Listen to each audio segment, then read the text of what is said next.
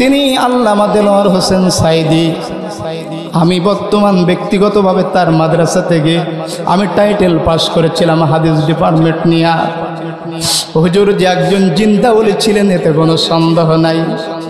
যখন আমাদের টাইটেল পরীক্ষা হচ্ছে, বুখারী সানি পরীক্ষা আমাদের হচ্ছে, হঠাৎ করে হুজুর আমাদের পরীক্ষার হলে তিনি চলে আসলেন।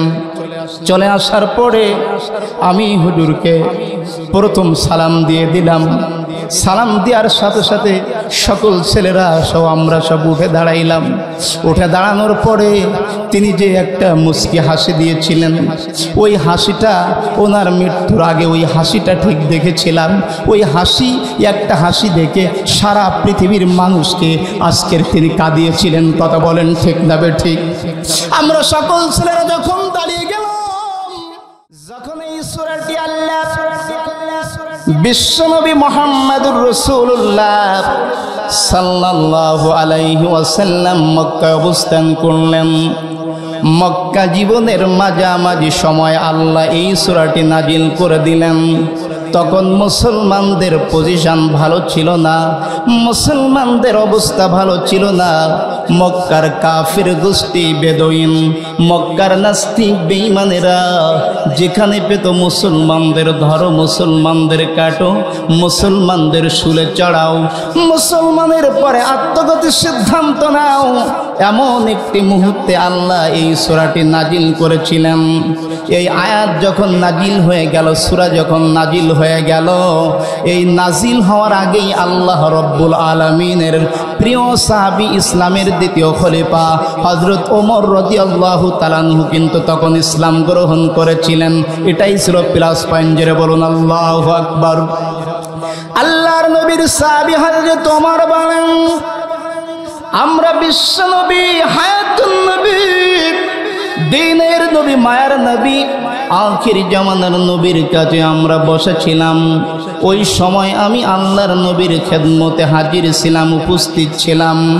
এমন সময় আল্লাহর নবী মুহাম্মদুর রাসূলুল্লাহ সাল্লাল্লাহু আলাইহি ওয়াসাল্লামের কাছে যখন ওহী নাজিল হতো, বিশ্ব নবীর কাছে ওহী নাজিল হতো 7 ভাবে। জোরে বলেন কয়ভাবে? একটু হাত উঁচু করে বলেন কয়ভাবে? 7 ভাবে নাজিল হয়ে যেত। এখন যেমন শীতের দিন, শীতের কাল, শীতের সময়, এই প্রচন্ড শীতের মধ্যে দিয়েও হলেও আল্লাহর নবীজির কাছে যখন জিবরাইল আলাইহিস সালাম ওহী নিয়ে আসতেন, শীতের দিনেও আল্লাহর হাবিবের কপাল মোবারক ঘেমে যেত। আল্লাহর নবী এই ওহী এত কষ্টদায়ক ছিল। হযরত ওমর বলেন, আল্লাহর নবীজির কাছে যখন ওহী নাজিল হতো, কোনো সময় মৌমাছির গুঞ্জনের মতো আওয়াজ তার পাশের মানুষগুলো সাহাবীরা শুনতে পেত।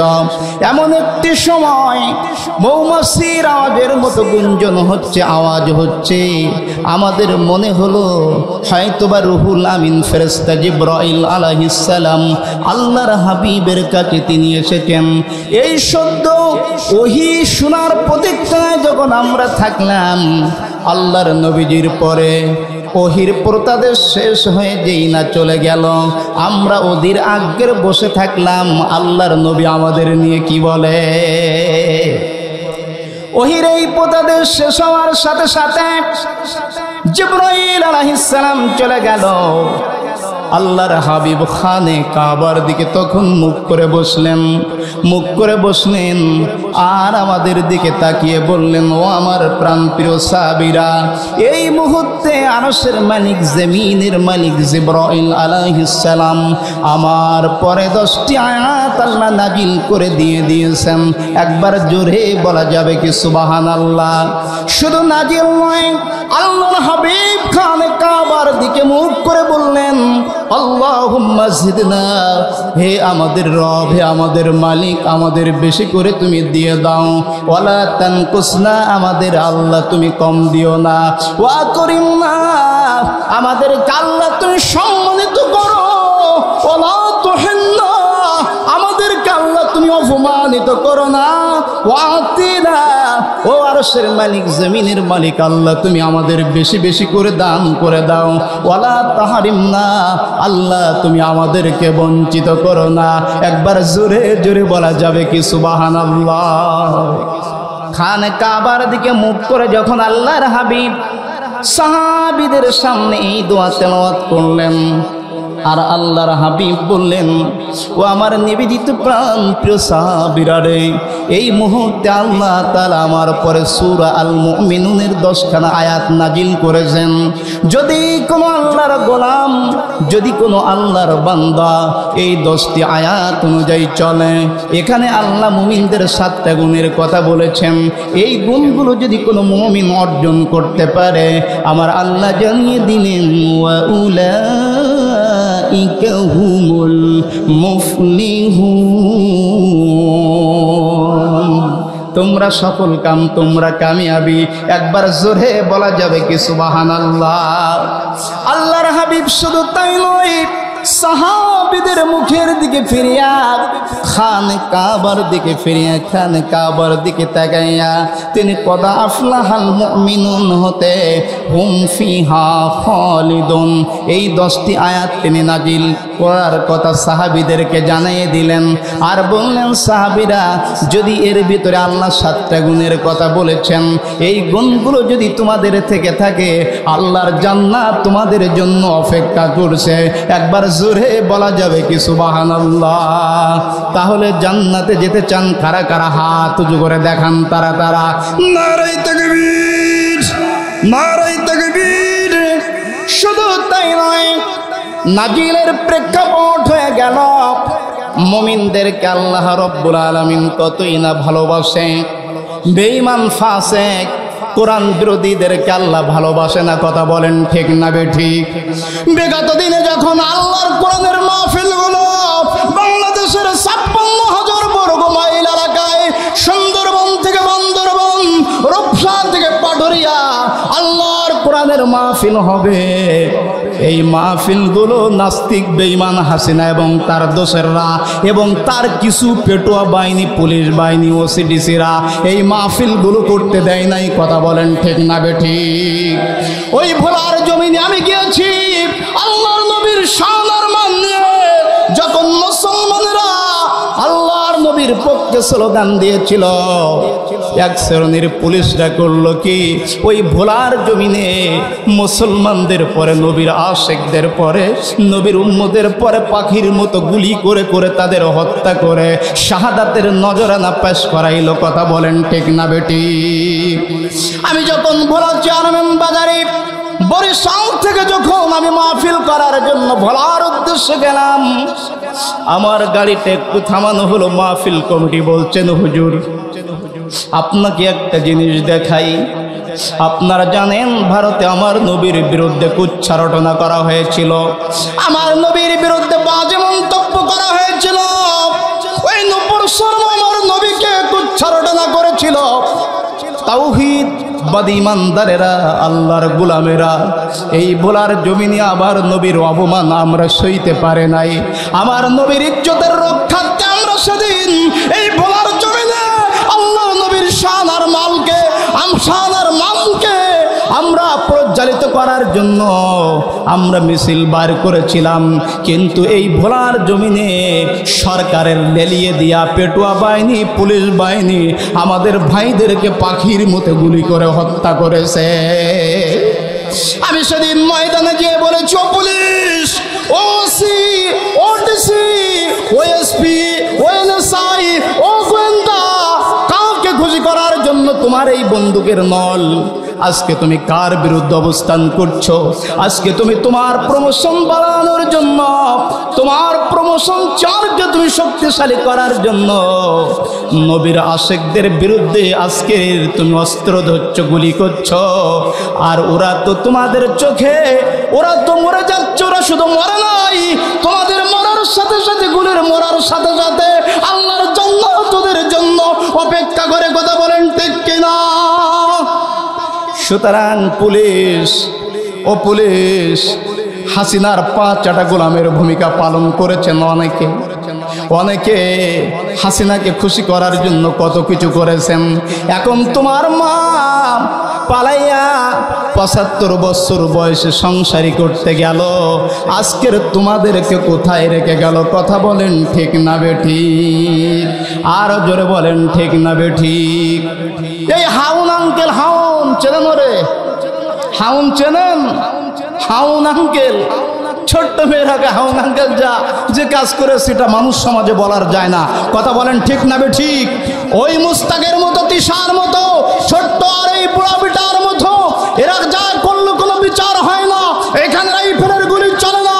এই হাউন যা করেছে তাও কোনো বিচার হয় না। এরপর আয়না ঘর তৈরি করে মুসলমানদের নিধন করেছে, ওলামায়ে কেরামদের নিধন করেছে, আল্লাহর প্রেমিক বান্দাদেরকে এখান থেকে শাহাদাতের অমীয় সুধা পান করিয়েছে। এর বিচার বাংলার জমিনে একদিন হবেই হবেই। কত বলেন ঠিক না বেঠিক? এখন আসুন মুমিনদের কথা বলি। আল্লাহ রাব্বুল আলামিন বলেন, আল্লাহ জান্নাত তৈরি করলেন। এই জান্নাতের নাম হলো আদম নামক জান্নাত।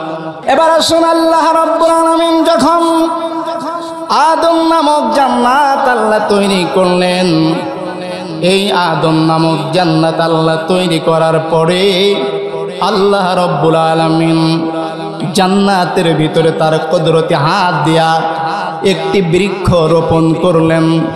এই বৃক্ষ রোপণ করার পরে আল্লাহ রাব্বুল আলামিন বললেন, ও গাছ, ও জান্নাত কথা বলো।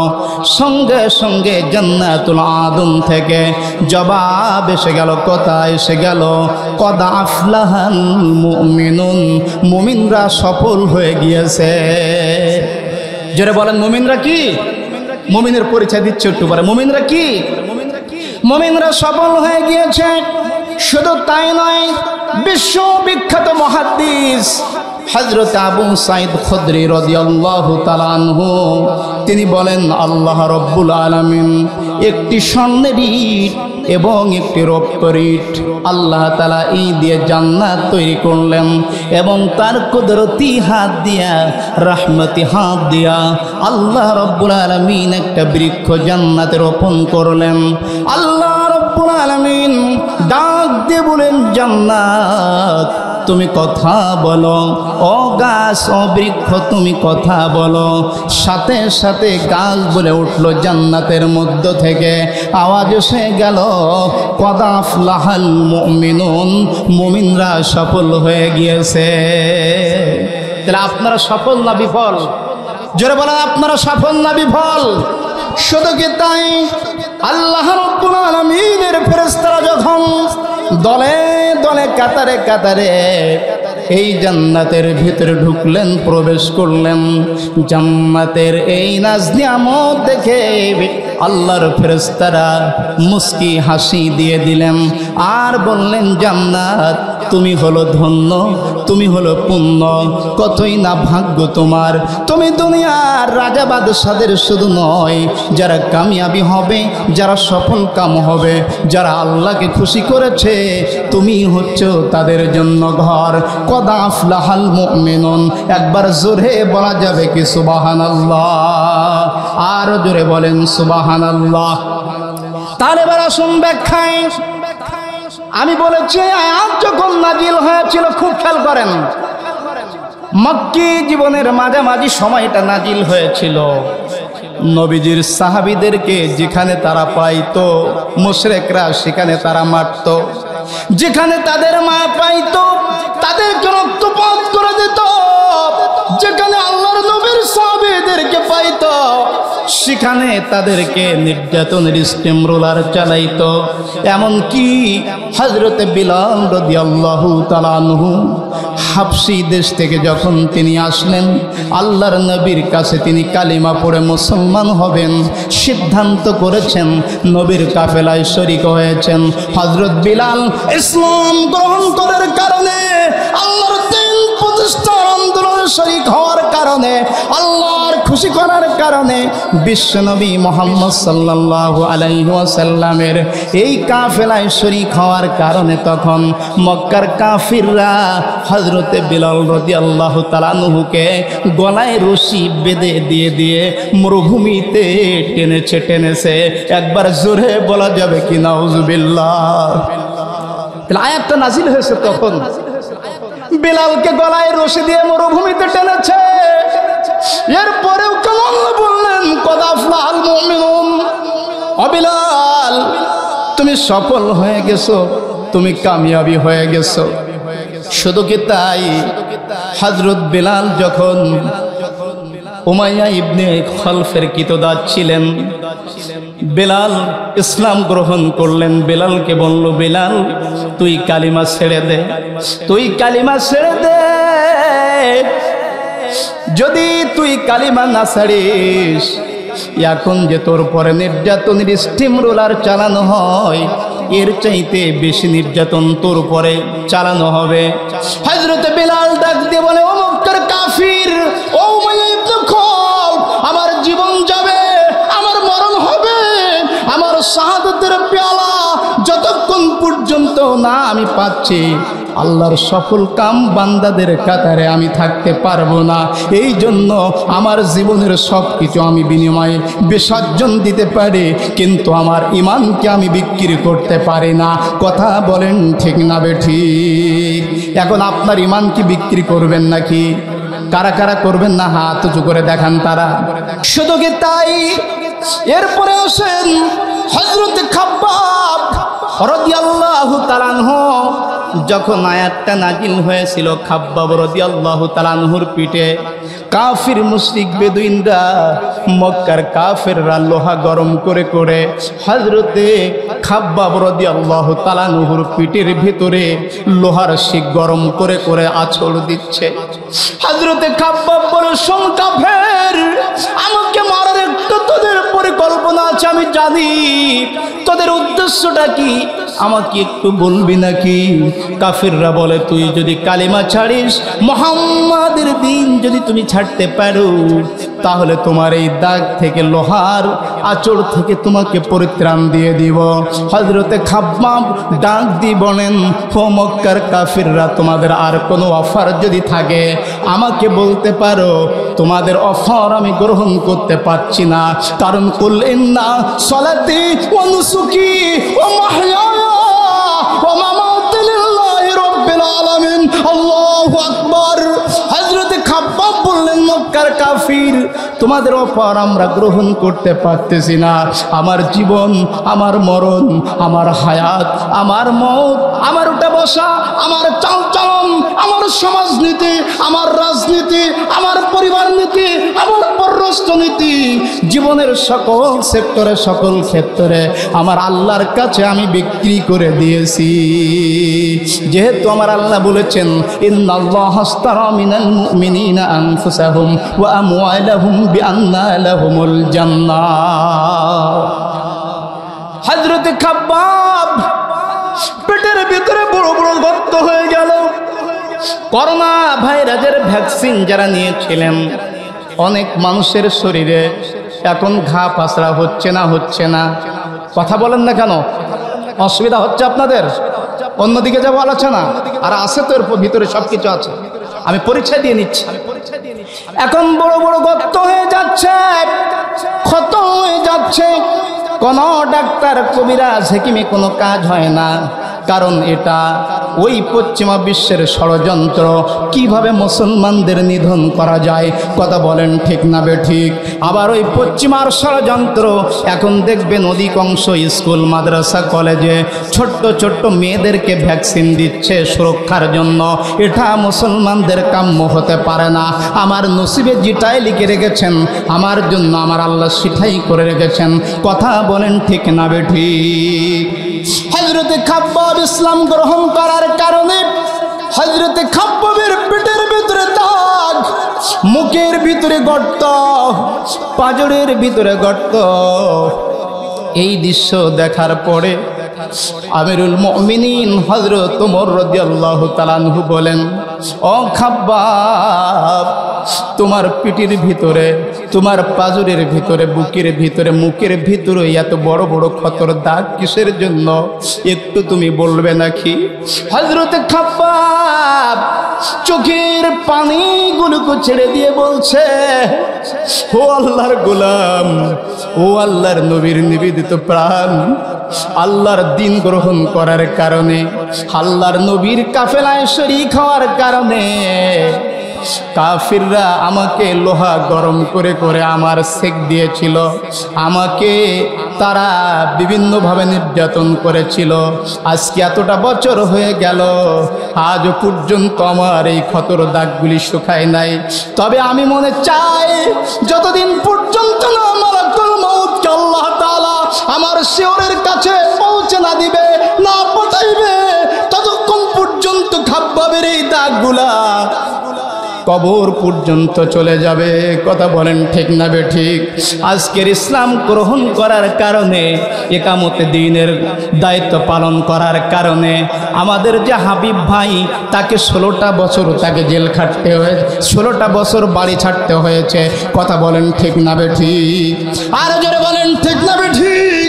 16টি বছর তিনি ছিলেন, কখনো কবরের ভিতরে, কখনো তিনি মশার কামড়ে, আবার কখনো বা তিনি প্রচণ্ড বৃষ্টি হচ্ছে সেখানে লোকালয়ে যেতে পারে না, আত্মীয়র বাড়ি যেতে পারে না, মায়ের জানাজায় আসতে পারে না, প্রতিবেশীর জানাজায় আসতে পারে না, ইসলামী আন্দোলনের নেতা কর্মীদেরও খোঁজখবর নিতে পারে না। কথা বলেন ঠিক না বেটি? শুধু কি তাই, আমার ওস্তাদ আল্লামা দেলোয়ার হোসেন সাইদ রাহমাহুল্লাহ আসলে যিনি ভাষ্যকার দিতেন আল্লামা মোহাম্মদ আলী হাবিবি হুজুর, আজকের যিনি এই মাদ্রাসায় শিক্ষকতা করেছেন, দীর্ঘ বছর শিক্ষকতা করেছেন, তিনি আজকের আমার এই মোহাম্মদ আলী হাবিব হুজুর কোনো মানুষের সঙ্গে আমার মনে হয় দুর্ব্যবহার করেনি। কথা বলেন ঠিক না বেঠিক? আজকের এই মানুষটাকে 20-এর অধিক মামলা তাকে দিয়েছিল। আমার হুজুর চোর ছিল না, ডাকাত ছিল না, শুধুমাত্র ইসলামী আন্দোলন করাই ছিল তার অপরাধ। কথা বলেন ঠিক না বেঠিক? শুধু কি তাই, এই মাদ্রাসা আমার সকল উস্তাদরা, ভাদ্রা, প্রত্যেক উস্তাদরা আল্লাহ যথেষ্ট ইলম দিয়েছে। বাংলাদেশের আনাচে কানাচে অনেক জায়গায় আল্লাহর গোলাম, আল্লাহ আমাকে নেওয়ার সুযোগ আল্লাহ করে দিয়েছিলেন, আল্লাহ আমাকে নিয়েছেন। আমি দেখেছি আমার কুলতিয়ার হুজুর মাওলানা আমের আলী হুজুর, তিনি যে পথ দিয়ে চলেন আস্তে আস্তে, আমার হুজুর কারোর সঙ্গে জোরে কথা বলতো না, আমার হুজুর কারোর উপরে প্রেশার ক্রিয়েট করতো না। আজকের ইসলামী আন্দোলন করার কারণে, কোরআনের বলে বলিয়ান হওয়ার কারণে, নবীর কাফেলায় শরীক হওয়ার কারণে আমার আমির আলী হুজুরকে জেলখানার ভিতরে, লোহার প্রকটের ভিতরে জীবন যাপন করতে হয়েছে। কথা বলেন ঠিক না বেঠিক? শুধু কি তাই, আমি এই চাঁদপুরের আলো বাতাসের ভিতরে ছিলাম, আপনাদের সঙ্গে আমার পূর্বের পরিস্থিতি রয়েছে। আমাকে যখন সর্বপ্রথম দিন, আমাকে যেদিন গ্রেপ্তার করা হয়েছিল, আজও পর্যন্ত হাতের দাগ রয়েছে, মারের পাওটা ফাটিয়ে দিয়েছিল আমাকে মারতে মারতে। আমার মাদ্রাসায় সংবাদ হয়ে গেছে, তাওহীদ হয়তোবা শাহাদাত বরণ করেছে, তাওহীদ হয়তোবা মরে গিয়েছে, কিন্তু আল্লাহ তাআলার রহম, আমার শিক্ষকদের দোয়া, আমার মা বাবার দোয়া, আল্লাহ তাআলা আবারও এই কোরআনের ময়দানে আমাদের ফিরিয়ে দিয়েছেন, শুধুমাত্র হকের পথে থাকার কারণে। কথা বলেন ঠিক না বেঠিক? ও মুসলমান, ওমর বললেন, ও খাব্বাব, তোমার এই অবস্থা দেখে আমার বড় কষ্ট হয় রে খাব্বাব, তুমি অপেক্ষা করো, আল্লাহ রব্বুল আলামিন তোমার জন্য উত্তম যাজা দান করবেন। কারণ আমি বিশ্বনবী মুহাম্মদ সাল্লাল্লাহু আলাইহি সাল্লামের মুখ থেকে শুনেছি, নবীজির পরে কোরআনের আয়াত নাজিল হয়ে গেল, কদ আফলাহাল মুমিনুন, মুমিনরা সফল হয়ে গেছে। জোরে বলুন আল্লাহু আকবার। শুধু কি তাই, হযরত খুবাইব ইবনে আদি রাদিয়াল্লাহু তাআলা আনহু ইসলাম গ্রহণ করার কারণে, আল্লাহর প্রতি অবিচল বিশ্বাস থাকার কারণে, আল্লাহর নবী মুহাম্মদ সাল্লাল্লাহু আলাইহি সাল্লামের প্রতি ঈমান আনার কারণে হযরতে খুব্বা, হযরতে খুবাইব রাদিয়াল্লাহু তাআলা আনহুকে শুলে চড়িয়েছেন, তাকে ফাঁসির দণ্ডাদেশ দিয়েছিলেন। চিৎকার মেরে বলেন নাউজুবিল্লাহ। এখন কেমন ইসলামী আন্দোলন যারা করে, তাদের কাছে যদি কোনো আমানত দেওয়া হয় সেই আমানতের খেয়ানত করে না, কিন্তু কাদের কাকার কাউয়ার দরে যারা থাকে সবাই তারা সম্পদের পাহাড় গড়ে ওঠায়। কথা বলেন ঠিক না বেঠিক? তার মেয়ে হাসিনার মেয়ে টিউলিপের একরকম, তার বোনের মেয়ে একরকম দুর্নীতি, জয়ের একরকম দুর্নীতি, হাসিনার একরকম দুর্নীতি, এরপরে তার দলবলের একরকম দুর্নীতি, আবার টাকু কামরুল গমসর ওর আর একরকম দুর্নীতি। কথা বলেন ঠিক না বেঠিক? আবার পড়ে না চোখের পলক কি তোমার রূপের ঝলক। এক সময় ভালো ভালো কথা বলতো নাটোরের গুরুদাসপুরে, কিন্তু কিছুদিন হাসিনার পক্ষে খুব সাফাই গাওয়ার কারণে এই পড়ে না চোখের পলক বিপদে পড়েছে। কথা বলেন ঠিক না বেঠিক? কথা বলেন। তাহলে বিগত কয়েকদিন আগে 9 জন মিনিস্টার সহ আওয়ামী লীগের যত দালাল আর বাটপারগুলো ছিল, তাদের হাতে কিন্তু রশি নাই, তাদের পায়ে কিন্তু ডান্ডা বেড়ি নয়, তাদের কিন্তু খুব ফিটনেস ভাবে চলতেছে। আমরা আজকের মাহফিল থেকে আমরা আজকের দাবি জানাই, ওলামায়ে কেরামদের হাতে রশি বেঁধেছিল, তাদের পায়ে ডান্ডা বেড়ে দিয়েছিল, তাদের গলদেশে ডান্ডা বেড়ে দিয়েছিল, কিন্তু আলেম ওলামারা খুন করে নাই, আলেম ওলামারা ধর্ষণ করে নাই। আলেম ওলামারা যদি কোরআনের পক্ষে থাকার কারণে তাদেরকে নির্যাতন দেওয়া হয়, অবিলম্বে তত্ত্বাবধায়ক সরকারকে আমরা বলবো, আমরা দাবি করব এই জালিমগুলোর পায়ে ডান্ডা বেড়ে দেওয়া হোক। এই মতের পক্ষে রাজি আছেন কারা কারা? একমত আছেন কারা কারা? হাত উঁচু করে দেখান তারা তারা। নারে তাকবীর। হাসপাতালের বেডে গিয়েছেন ইসলামী আন্দোলনের নেতারা, হাসপাতালের বেডেও সেখানে হাত কড়া পড়ানো রয়েছেন, পায়ে ডান্ডা বেড়েই রয়েছেন, কিন্তু এই সমস্ত মানুষগুলো এখন মনে করছে যে মনে হয় শ্বশুর বাড়ি নতুন বেড়াইতে গিয়েছে। কথা বলেন ঠিক না বেঠিক?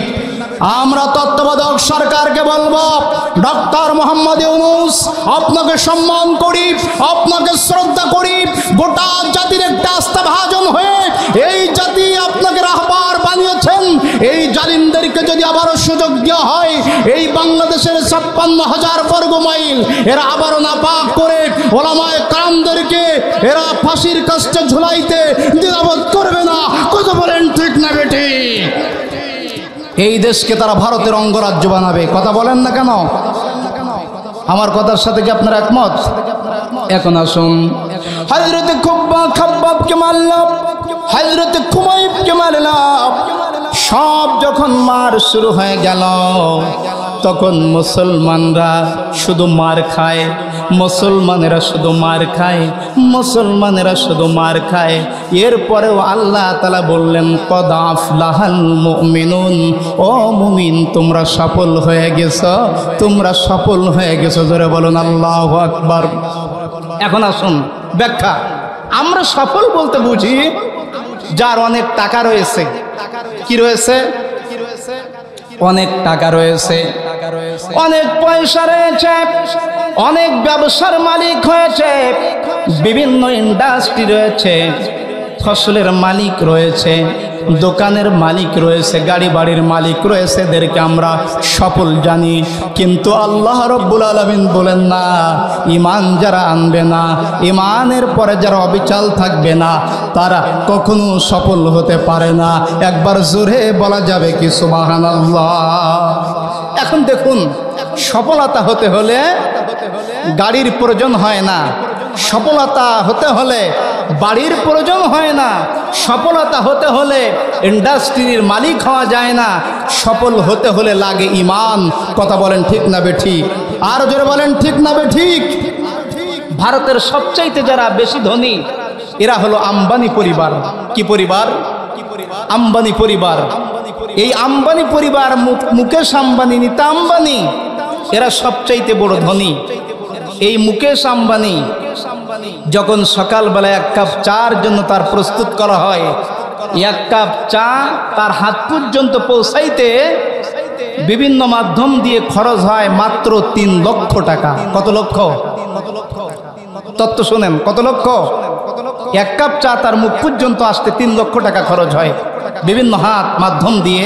এটাকে রিফাইন পিওর হতে হতে আম্বানি পরিবারের আম্বানি এক গিলাস 1 লিটার পানি খাওয়ার জন্য জার্মান থেকে সে পানিটা আসে।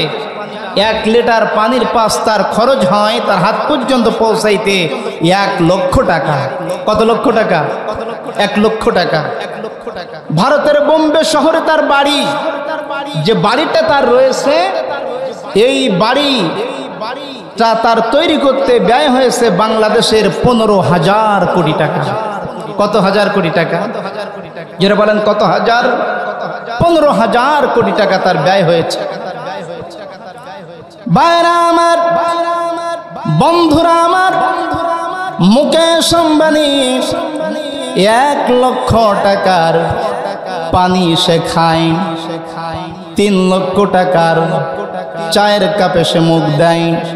15,000 কোটি টাকার বাড়িতে তিনি বসবাস করে, কিন্তু ইমানের খাতায় তার নামটা আজও পর্যন্ত উঠাইতে পারল না। কথা বলেন ঠিক না বেঠিক?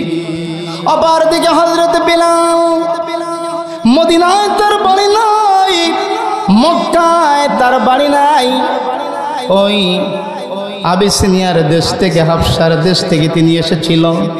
এসে তিনি, তার ঘর ছিল না, বাড়ি ছিল না।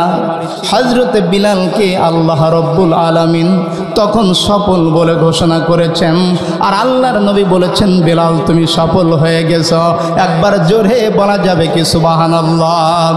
সুবহানাল্লাযী আসরা বিআবদিহি লাইলাম মিনাল মাসজিদিল হারাম ইলাল মাসজিদিল আকসাল্লাযী বারাকনাহু লাহু লিনুরিয়াহু মিন আয়াতিনা ইন্নাহু হুয়াস সামিউল বাসীর। 15 পারা বনি ইসরাইল। আল্লাহর নবী যখন মেরাজে চলে গেলেন, আল্লাহর হাবিব সাল্লাল্লাহু আলাইহি ওয়াসাল্লাম অচেনা অজানা পথ, আল্লাহর নবীর মেরাজে যাওয়ার উদ্দ আকাশ ভ্রমণের কোনো পূর্বের অভিজ্ঞতা ছিল না। হযরত বিলাল, আল্লাহর নবী যখন মেরাজে গিয়েছেন, হযরত বিলালের পায়ের আওয়াজ আল্লাহর হাবিব মেরাজে জান্নাতে যে শুনেছেন। একবার জোরে বলা যাবে কি সুবহানাল্লাহ? ও মুসলমানরা, সফল হতে হলে বাড়ির দরকার নাই, গাড়ির দরকার নাই, এসি বাড়ির দরকার নাই, মুমিন হতে হবে। মুমিনের খাতায় নাম লেখাইতে হবে।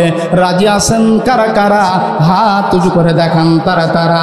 একবার জোরে বলুন আল্লাহু আকবার। আল্লাহ রাব্বুল আলামিন তাই তো কোরআনে কারীমের ভিতরে আল্লাহ রাব্বুল আলামিন মুমিনদেরকে বলছেন, শুনে নাও ও মুমিনরা, তোমরা যদি মুমিন হও তাহলে আমি আল্লাহ তোমাদেরকে সৃষ্টি করেছি কেবলমাত্র শুধুমাত্র আমার ইবাদত করার জন্য, আমার বন্দেগী করার জন্য। সূরা জারিয়াতের 56 নম্বর আয়াতে আল্লাহ তাআলা বলেন, ওয়া মা খালাকতুল জিন্না ওয়াল ইনসা ইল্লা লিয়াবুদুন। যে আল্লাহ আমাদের সৃষ্টি করেছেন কেবলমাত্র তার দাসত্ব করার জন্য, তার বন্দেগী করার জন্য। কথা বলেন ঠিক না বেঠিক? আল্লাহ রাব্বুল আলামিন অপর আয়াতে বলেন, ওয়া মা খালাকতুল জিন্না ওয়াল ইনসা ইল্লা লিয়াবুদুন। যেটা একটু আগে বললাম, আল্লাহর দাসত্ব করার জন্য। আমরা নামাজ অনেকে পড়ি, কথা বলেন ঠিক না বেঠিক?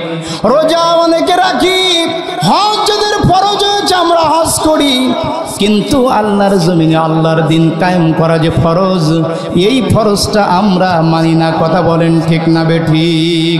আরো জোরে বলেন ঠিক না বেঠিক? কাদর বদরের প্রান্তরে আল্লাহর নবী 313 জন সাহাবী নিয়ে বদরে জয় করেছিলেন। এখান সংখ্যাধিক্যের পরিচয় নয়, এটা হলো তখন ইমানের পরিচয় বহন করেছিল। এখন আসুন, 20শ শতাব্দীর শ্রেষ্ঠ একজন মুজাহিদ যিনি এই ময়দানে আলোচনা করতেন, তিনি আল্লামা দেলোয়ার হোসেন সাইদি। আমি বর্তমান ব্যক্তিগতভাবে তার মাদ্রাসা থেকে আমি টাইটেল পাস করেছিলাম হাদিস ডিপার্টমেন্ট নিয়ে। হুজুর যে একজন জিন্দা ওলি ছিলেন এতে কোনো সন্দেহ নাই। যখন আমাদের টাইটেল পরীক্ষা হচ্ছে, বুখারী সানি পরীক্ষা আমাদের হচ্ছে, হঠাৎ করে হুজুর আমাদের পরীক্ষার হলে তিনি চলে আসলেন। চলে আসার পরে আমি হুজুরকে প্রথম সালাম দিয়ে দিলাম। সালাম দেওয়ার সাথে সাথে সকল ছেলেরা সব আমরা সব উঠে দাঁড়াইলাম। উঠে দাঁড়ানোর পরে তিনি যে একটা মুচকি হাসি দিয়েছিলেন, ওই হাসিটা ওনার মৃত্যুর আগে ওই হাসিটা ঠিক দেখেছিলাম। ওই হাসি, একটা হাসি দেখে সারা পৃথিবীর মানুষকে আজকের তিনি কাঁদিয়েছিলেন। কথা বলেন ঠিক না ঠিক? আমরা সকল ছেলেরা যখন দাঁড়িয়ে গেলাম, তখন আমাদের বলছে, বাবারা লেখাও। অগণিত ছেলেদের মধ্য থেকে আমি বলেছিলাম, হুজুর এমন একজন আল্লাহর জীবন্ত ওলি পেয়েছি, যাকে দেখার জন্য শুধু বাংলাদেশ নয়, বিশ্বের বিভিন্ন দেশ থেকে মানুষ আসে, কিন্তু সব সময় সাক্ষাৎ পায় না। কিন্তু বিনা অ্যাপ্লিকেশনে, বিনা দরখাস্তে আল্লাহর ওলিকে পেয়েছি। হুজুর আপনি দোয়া করলে আমাদের জন্য আল্লাহ কামিয়াবি দান করে দিবেন। হুজুর একটি মুচকি হাসি দিয়ে বললেন, আল্লাহ তোমাদের সকলকে ভালো করুক। আমি তথ্য নিয়ে দেখেছিলাম, এখনো সিদ্দিকিয়া মাদ্রাসার, দারুল কোরআন মাদ্রাসার প্রিন্সিপাল মাওলানা ইদ্রিসুর রহমান সাহেব আছে, ওই বছর কামিলে কেউ ফেল করে না। এটা আল্লাহর ওলির একটা প্রমাণ। একবার জোরে বলা যাবে কি সুবহানাল্লাহ? আল্লাহর ওলিকে উড়কোটে নিয়ে আসা হলাম। রফিক ভাই, রফিক বিন সাইদি, যার সাথে আমার হৃদয়ের একটা সম্পর্ক ছিল, হুজুরকে কোটে আনা হলো। আমি রফিক ভাইয়ের কাছে ফোন দিলাম, ভাইজান ওই এলাকায় মানুষ বড় ভাইকে দাদা বলে ডাকে।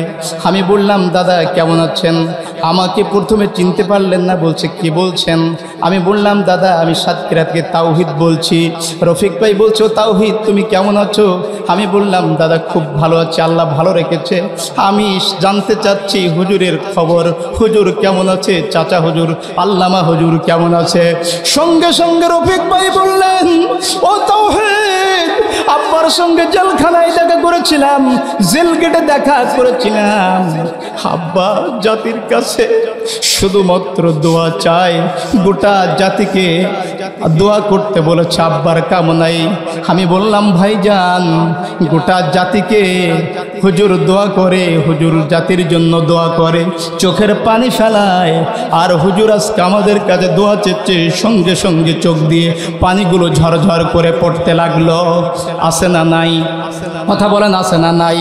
এই জামানার বাংলাদেশের নাস্তিক, তাকে জানাজা করতে বাংলাদেশে দিল না। খুলনা শহরে তার কবর হবে, তার কবরটা পর্যন্ত করতে দেয় নাই। কথা বলেন ঠিক না বেঠিক? ওই হাসিনা দোসররা আল্লাহর গোলামকে যে পয়জান বিষয়া বিষ মিশ্রিত করে তাকে নাবিদ ইঞ্জেকশন দিয়ে মেরেছে, তাকে শাহাদাতের তামান্না করাইয়েছে, এর ভিতরে কোনো সন্দেহ নাই। কথা বলেন ঠিক না বেঠিক? কারণ উনি যে বিজয়ের হাসি দিয়েছিলেন, এই বিজয়ের হাসি প্রমাণ করেছিলেন, ও জাতি আমি অসুস্থ নই, এর আমাকে অসুস্থ বানিয়েছে। আমি তোমাদেরকে যে বিজয়ের হাসি দিচ্ছি, এই হাসি প্রমাণ করছি তারা আমাকে ভুলভাল বুঝে আমাকে নাকি মুক্তি দিয়ে দিবে, আমাকে অধ্যাদেশে মুক্তি দিয়ে দিবে, আবারও আমি কোরআনের ময়দানে ফিরে আসব। এই জন্য সেই একটা বিজয়ের হাসি দিয়েছিলেন, আর সেই হাসিতে গোটা বিশ্ববাসীকে তিনি কাঁদিয়েছিলেন। কথা বলেন ঠিক না বেঠিক? আর জোরে বলেন ঠিক না বেঠিক? আল্লামা সাঈদীকে যদি জানাজা করতে দিত বাংলাদেশে, আজ পর্যন্ত স্বাধীনতার পর থেকে শুরু করে আল্লাহ ভালো জানে, আল্লাহ ভালো জানে, বাংলার জমিনে আল্লামা সাঈদীর চাইতে বড় জানাজা আর কাউকে হতো না। কথা বলেন ঠিক না বেঠিক? তারা যে দোষী, তারা যে অন্যায় করেছে, তারা যে মুবাচ্ছিরকে মেরেছে, তাকে ষড়যন্ত্র করেছে, তার প্রমাণ হলো তার মৃত্যুর কয়েক মাস পর্যন্ত কবরে তারা পুলিশ মোতায়েন করে গার্ড দিয়েছে। কথা বলেন ঠিক না বেঠিক? আর জোরে বলেন ঠিক না বেঠিক? কারণ কদ আফলাহাল মুমিনুন, তিনি সফল কাম বান্দাদের কাতারে শামিল ছিলেন। তার জীবনে যে বিপ্লবগুলি তিনি করিয়েছেন, সারা জীবন তিনি হক কথা বলেছেন। এই জন্য বাংলাদেশের এই ছোট্ট ভূমিতে তাকে জানাজা করতে না দিলেও পৃথিবীর অগণিত দেশে তার জন্য গায়েবানা জানাজা হয়েছে। কথা বলেন ঠিক না বেঠিক? এক শ্রেণীর টুপিওয়ালারা বলে গায়েবানা জানাজা জায়েজ নাই, বলে না? কথা বলেন, বলে না? বলে না? বলে।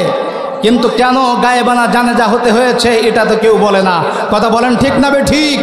আজকের যদি এই তাওহীদি জনতা, তাওহীদ প্রিয় বান্দারা, আল্লাহর গোলামেরা, আল্লামা সাঈদী ভক্তরা তার জানাজা দিতে পারত, বাংলাদেশের টেকনাফ থেকে তেতুলিয়া, রূপসা থেকে পাথরিয়া মানুষগুলো তার জানাজার জন্য ছুটে যেত। কথা বলেন ঠিক না বে ঠিক? পৃথিবীর 57টা হলো মুসলিম দেশ। যেটা বলেন কয়টি? যেটা বলেন কয়টি? এই 57টি মুসলিম দেশে জানাজা হয়েছে। ভারত একটা মুসলিম দেশ। আমি তখন মুর্শিদাবাদ, ভারতের মুর্শিদাবাদে আমার প্রোগ্রাম ছিল। সেখানে মাইকে পাবলিসিটি করে আল্লামা সাঈদীর গায়েবানা জানাজার জন্য লক্ষাধিক মানুষ সেখানে হাজির হয়েছিল। চিৎকার মেরে বলুন আল্লাহু আকবার। আর জোরে বলুন আল্লাহু আকবার। শুধু তাই নয়, 57টি মুসলিম দেশে জানাজা হোক, বাংলাদেশের আনাচে কানাচে জানাজা গায়েবানা হোক, কিন্তু গোটা পৃথিবীতে 163টা দেশের অধিক জায়গায় ছড়ানো ছিটানো মুসলমান যারা, সেখানে তাদের জানাজা হয়েছে। একবার চিৎকার মেরে বলুন আল্লাহু আকবার।